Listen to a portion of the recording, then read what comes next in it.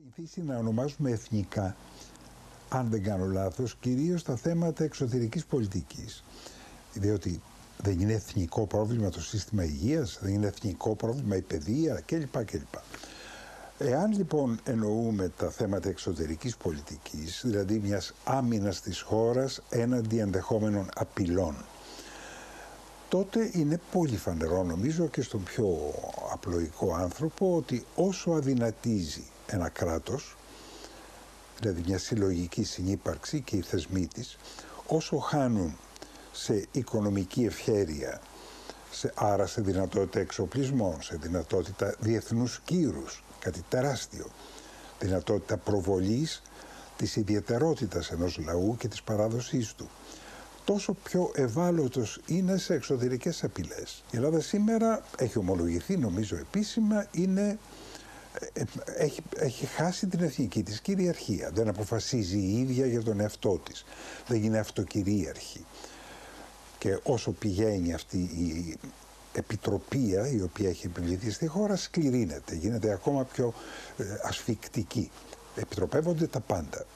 Όταν λοιπόν μια κοινωνία, ένας λαός, δεν μπορεί να αποφασίζει ο ίδιος για τις ανάγκες του και για την ιεράρχηση των αναγκών του, τότε νομίζω ότι είναι εξαιρετικά ευάλωτος σε εξωτερικές απειλές.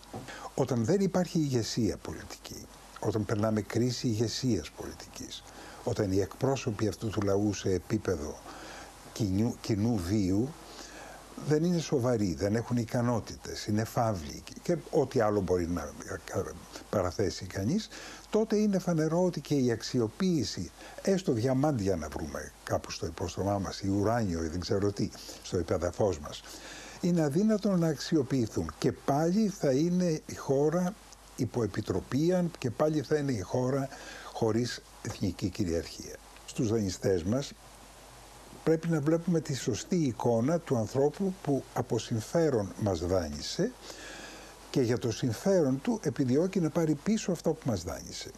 Δεν μπορούμε να βλέπουμε ούτε τον φιλάνθρωπο, ούτε τον συναισθηματία, ούτε τον σύμμαχο, τίποτε από αυτά.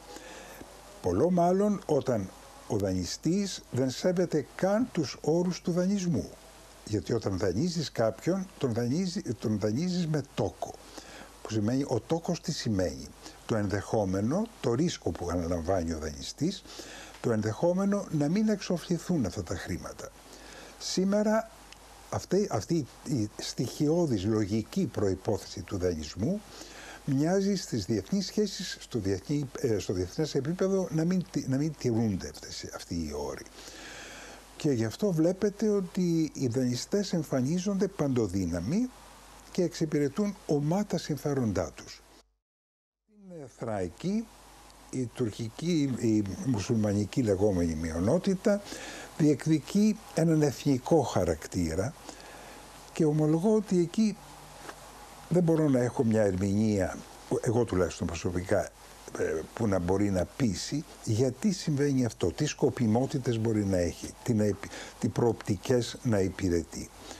Είναι δεδομένη και η τρομακτική ανοησία που συνόδευε την ασκούμενη ελληνική πολιτική έναντι αυτής της μειονότητας επί πολλές δεκαετίες. Όπως είναι εξοργιστική και η μικρόνοια που καθοδηγεί ορισμένες αντιδράσεις τύπου προοδευτικού και διαφωτιστικού, υποτίθεται, να παραβλέψουμε τα εθνικιστικά και να δούμε τους αδελφούς μας, γείτονες και όλα αυτά τα συναφή. Αυτά είναι για πολύ χαμηλού επίπεδου νόησης ανθρώπους. Δεν γίνονται τα προβλήματα με το να δημιουργούμε απλώς παρατάξεις και αντιπαλότητες.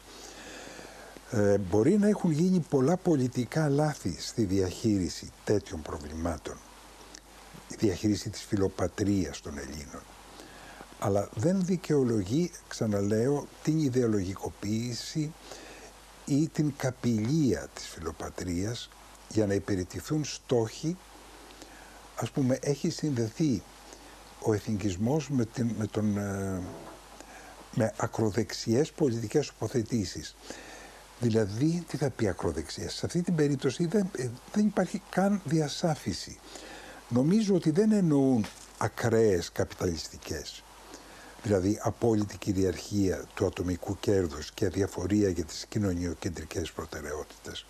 Δεν εννοούν αυτό, εννοούν τη μίμηση μεθόδων βίας ή ανάληψης πρωτοβουλειών για ερήμην του κράτους και ερήμην του δικαίου. Είναι συμπτώματα τα οποία μαρτυρούν μια σύγχυση σε μεγάλο βάθος.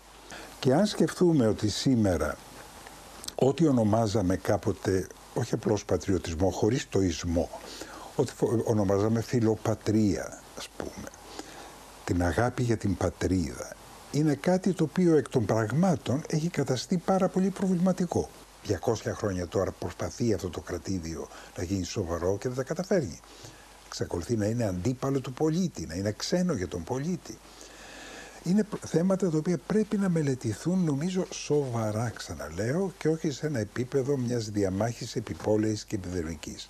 Υπογραμμίζω αυτό, ότι ο εθνικισμός είναι κάτι πρόσφατο στην ιστορία του ελληνισμού.